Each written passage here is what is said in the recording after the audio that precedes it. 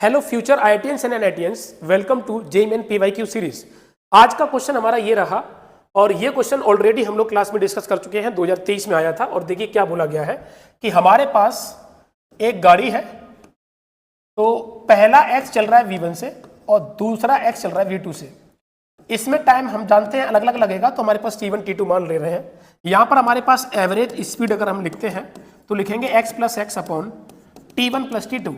Basically यहां से बन जाएगा 2x अपॉन, और t1 को क्या लिख सकते हैं यहां से एक्स वाई v1, और t2 को क्या लिख सकते हैं एक्स वाई v2। यहां से हमारे पास x कटा तो बेसिकली ये बन गया 2v1 b2 upon v1 plus v2।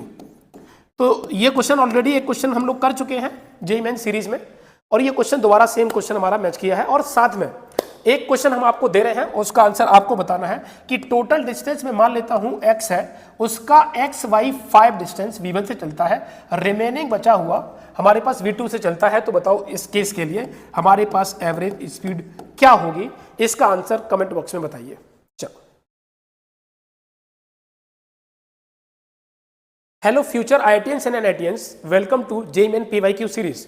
आज का क्वेश्चन हमारा ये रहा और ये क्वेश्चन ऑलरेडी हम लोग क्लास में डिस्कस कर चुके हैं, 2023 में आया था। और देखिए क्या बोला गया है कि हमारे पास एक गाड़ी है, तो पहला x चल रहा है v1 से और दूसरा x चल रहा है v2 से।